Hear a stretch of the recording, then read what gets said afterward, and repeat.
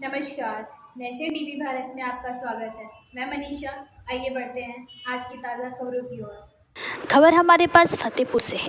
फतेहपुर की बिंदकी विधानसभा के जोहनिया कस्बे में केंद्रीय मंत्री साध्वी निरंजन ज्योति के पक्ष में जनसभा के दौरान सीएम योगी ने विरोधियों पर जमकर हमला बोला। सीएम योगी ने इस बार 400 के नारे पर दोहराते हुए कहा कि तीसरी बार एनडीए की अगुवाई में मोदी सरकार बनने की बात कही गई है। वहीं सीएम केजरीवाल की जमकर चुटकी लेते हुए कहा कि संगत का असर बुरा होता है, जेल के साइड इफेक्ट मुझ पर थोपने का काम कर रहे हैं केजरीवाल। वहीं उन्होंने कहा कि आपकी खांसी से तो दिल्ली की जनता भी खांसती हुई दिखाई दे रही है।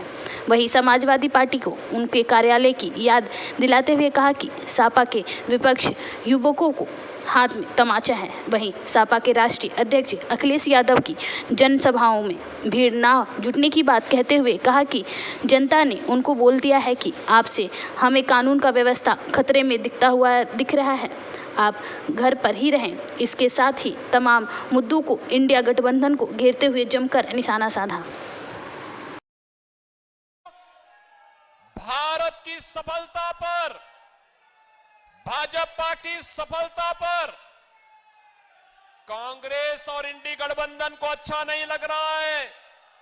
वे सब बौखलाए हुए हैं, गुमराह करने वाले वक्तव्य दे रहे हैं, अनर्गल प्रलाप कर रहे हैं।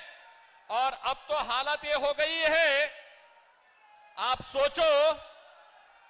सोचो मैं फतेहपुर में आया हूं, ये मेरी चौथी सभा है आज की, और समाजवादी पार्टी को सभा करने के लिए कहीं जगह नहीं मिल पा रही है। जनता जनार्दन नहीं आ रही है। जनता जनार्दन कह रही है, भैया आप लोग घर में ठीक हैं, आप बाहर निकलेंगे तो सुरक्षा को खतरा हो जाएगा। जनता जनार्दन ही नहीं मिल रही है, और इसीलिए अब वे केवल प्रेस वार्ता तक सीमित हो गए हैं।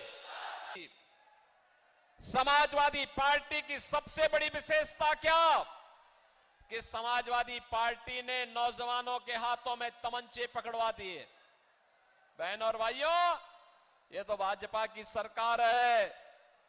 भारतीय जनता पार्टी ने नौजवानों के हाथों में टैबलेट पकड़वाया है। स्मार्ट यूथ आज उत्तर प्रदेश और देश के विकास में अपना योगदान दे रहा है।